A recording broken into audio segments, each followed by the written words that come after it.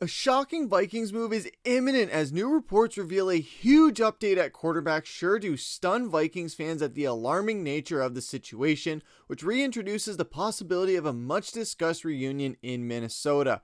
We're going to break down all of that in this episode of Vikings Digest, but first, if you're enjoying this Vikings content, you want to stay up to date, make sure to hit that subscribe button and the bell icon so you don't miss any of the updates as they drop. And with that, let's hop into the first topic of the day, which is QB2 Drama. So, acquired in a trade from the Seattle Seahawks, Sam Howell was the assumed backup for J.J. McCarthy this upcoming season, but has struggled throughout the first 2 weeks of training camp. After throwing an interception in practice on August 1st, Howell was seemingly benched for third stringer Brett Rypien, who ran a series with the second team, according to Purple Insider's Matthew Collar. And he went into it in full depth, and I'll link the video in the description as well if you want to check out the full episode. But there was a lot of huge quotes that we are going to jump into right here as well. And the first of which saying that we are not going to be told this by Kevin O'Connell for sure to confirm it. So I can only say that my sense was at one point, Brett Rypien went in and ran an entire period with the twos after Sam Howell threw an absolutely awful interception. I could not help but think that might have been a message to Sam Howell, and he stood behind the play with arms folded for the entire period, just waiting there and watching. So this is huge coming out of Minnesota, is that Sam Howell is not only struggling in training camp, but seems to be playing way worse than we thought he was going to play. We know that he wasn't the greatest in Washington, but he still was able to make the Pro Bowl. He went to Seattle on a backup spot, had some flashes here and there for him, but didn't really play much. And then coming to Minnesota, people thought, okay, Kevin O'Connell is just going to be able to bring out something in him that he wasn't able to see in Seattle and just wasn't able to fully realize in Washington. Turns out, is not the case. And it says Collar says it's gotten to the point that we have reached a time where if Sam Howell doesn't go into this preseason game in these next couple of practices and look really good and snap into it, then they have to start making some phone calls about other quarterbacks to bring in as a backup. It is truly going that poorly for Sam Howell. I think that if you played Sam Howell right now, you're not scoring any touchdowns at all. Like, that's how it looks. At least when Mullins came in, they played these exciting, crazy games. We're too far into us to say, hey, give them more time. I wouldn't be shocked if they were on the phone today. It's been so bad after this. This was one of the worst practices you will see from any quarterback. This is insane to see that this has been as bad as it sounds for Sam Howell, just playing abysmally in practice. And we saw it even in the Detroit Lions Hall of Fame game. We saw that Kyle Allen got the start for the Lions at the starting quarterback, and he's probably the second or third stringer.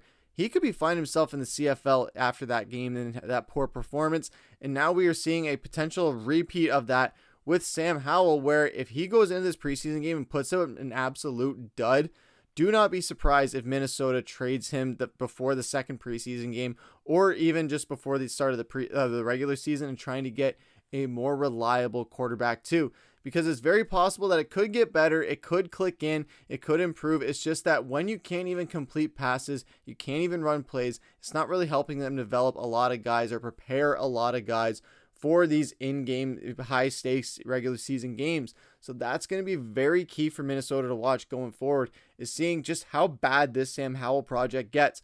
Apparently, Kevin O'Connell is known as a quarterback whisperer, but sometimes you can lead a horse to water, but you can't make him drink it. And that seems like it's the case here with Sam Howell. We've seen how the Vikings and Kevin O'Connell, just after getting to Minnesota, he had Kellen Mond, he moved on from him. They had some other guys in there. They brought Nick Mullins in, and boom, and he was there for a couple years, and it was fine for the most part as a backup. It was someone that he really wanted. He went out and got, and that was a solid backup for a couple years. They kept Brett Rypien around as well, so obviously Kevin O'Connell sees something in him that obviously we don't get to see because he doesn't get any playing time. He'll definitely get that in the preseason. I could see him getting the start for preseason week 1, although with how pressing the Sam Howell situation is right now and just how shocking it is out of nowhere that a guy who made the Pro Bowl is just putting up an absolute dud like this. I know he made the Pro Bowl on a backup spot, but still is something to look at where it's like, damn, this guy, he was able to put up some good numbers, put up some good fantasy numbers in Washington, but maybe this guy isn't as good as the capability was showing in Washington, despite him being in possibly the best quarterback system for him to be in with Kevin O'Connell at the helm. But it wasn't just Collar as well on the Purple Insider podcast. This also comes From Ben Gosling of Access Vikings talking about, I think there is going to continue to be a hunt for an option there at QB2. We saw them do that 3 years ago with Nick Mullins, making the trade for him during the preseason, and he ends up becoming the number 2 quarterback for the next 3 years. If they found something they liked that they worked in a trade, I wouldn't be surprised if they found a way to make something happen. So now we have 2 insiders talking about this, reporting on the rumblings coming out of Vikings training camp, seeing the tape on Sam Howell just absolutely not living up to expectations, even if the guy wasn't meant to be a reliable QB1 at any point for Minnesota. It was still something where if there's an injury for JJ McCarthy coming off the injury, they want to make sure that whoever they have at QB2 is absolutely reliable and can play even just half as good as JJ McCarthy or Sam Darnold played last year. Sam Howell does not look like that's the case. And on the Ben Gosling note as well, it led very quickly into what we were going to talk about in the second topic of the day, and that is the Cousins condition. So obviously when talking about a QB2 in Minnesota, Kirk Cousins reuniting in Minnesota immediately gets brought up in almost every conversation that's had about it. And as far as a Cousins reunion, Gosling says, I don't think it's impossible. There's still a very good relationship between Kirk Cousins and Kevin O'Connell. They are still friends. They are still, I think, in contact at times. Now, it's not his team anymore. I think everybody would have to be on the same page about what roles are and what expectations are. That would be the biggest hurdle. And I think the opposite of that would be very tricky as well. So overall, just looking at that one at face value, as much as Kirk Cousins believes that he is good enough to be a starting quarterback in the NFL, potentially that window has passed. I know for Minnesota, his last year before that Achilles injury, he played great. Even in last year, for the games he played for Atlanta, he started the season really good, even looking like a potential MVP candidate if he kept it up. Then there was the injury, and as well as the regression led to Michael Penix taking over, and as well as them drafting Penix as well. Cousins didn't necessarily have that rub him the right way, where he was brought in there on a big deal, which we're going to talk about in a second because that's a big factor in this as well. But he was brought in on a big deal, and then they draft a rookie quarterback. Yeah, it was probably a matter of, 2-3 years before they want to put him in there, but then they put him in there right out the gate, and maybe it makes Cousins wonder if that was their plan all along, and it was just a measure of just, hey, once Cousins messes up, we're just going to slip Penix in there and just try and bite the bullet on the cost of that, or try and pawn it off on another team as a result if we can't get anything out of him. So within that, you have Kirk Cousins looking at Minnesota. Yeah, he would be in a backup role. However, as much as I hate to say it, JJ McCarthy with the injury history, it could be something that repeats. You never want to see it happen. Obviously, you hope it doesn't happen, but it is something that is a possibility, whether it's a meniscus or an ACL or just anything really.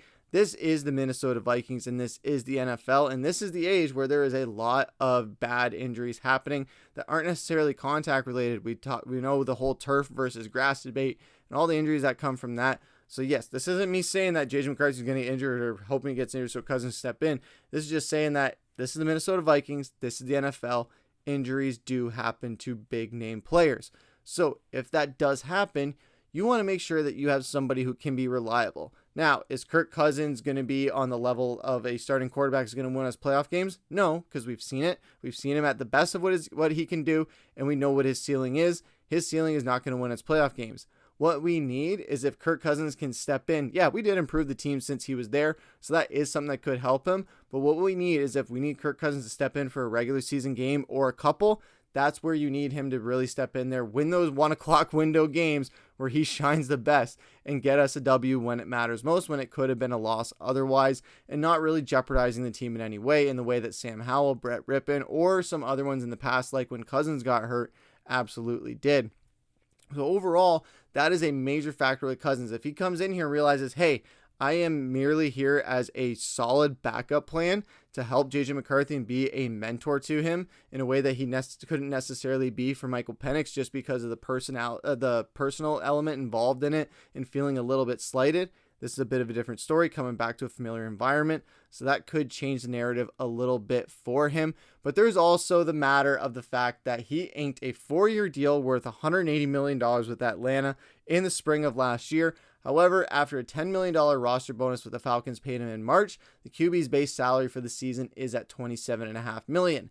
Now, Minnesota's cap space is only at $23 million, So the Vikings won't pay that much for Cousins at his age and coming off of last season's performance, particularly as a backup signal caller. However, if Minnesota is willing to take on somewhere in the ballpark of $10 million of his salary, it could be enough to get a deal done, and the Falcons won't have to worry about Kirk Cousins ever again. That remains a boatload to pay for a backup QB, however, but McCarthy has never taken a regular season snap. Minnesota has no viable QB2 at the moment, and Cousins knows the offense and has been successful in it. And the Vikings' options are relatively limited otherwise, especially since they passed on the Aaron Rodgers sweepstakes, but that was a situation where Rodgers wanted to be a QB1. Wasn't in a situation where he could be that. Kirk Cousins has a possibility where he could be a QB1B at best, and that's better than being a QB2 or just being in the press box and just holding clipboards all day. But Kirk Cousins, we could see a possible reunion in Minnesota. What would you guys think about that if we were to go out and get him? Sam Howell, if he's not the answer, what other option is there at backup quarterback? I know Cousins would be expensive. He's a bit older. He's coming off of injury. He's coming off of poor performances. However, Kirk Cousins is still a better quarterback than Sam Howell, especially with what we're seeing now where Sam Howell isn't even good enough to play against the second stringers in practice. That's a problem. That's a major problem. And the only way to remedy that is find a better upgrade at QB2. As far as the upgrades out there, I mean, there's Carson Wentz out there. There's some other guys out there. But at the end of the day, Kirk Cousins, reunion in Minnesota, knows the offense. That's better for a QB2 to just brand new learn everything. So that's something that we could be looking at where Minnesota goes knocking on Kirk Cousins' door for a trade saying, hey, if you can come here for a pay cut and Atlanta is willing to take on some of that salary, we'll take you in for $10 million on a 1-year deal or a 2-year deal just to see if you can just, you come back to Minnesota, you finish your career as a Viking, the city that seems to love you the most of all the teams that you played for. Not a bad way to end your career if that's the way that it goes down, especially if you can go to a Super Bowl as a backup quarterback and get a ring as a backup QB to JJ McCarthy. Who knows? Could be something that makes a storybook ending for Kirk Cousins. Either way, his agent is an absolute Houdini who's going to make the best thing happen for him, at least financially. It's just Minnesota will not pigeonhole themselves financially with him like that again.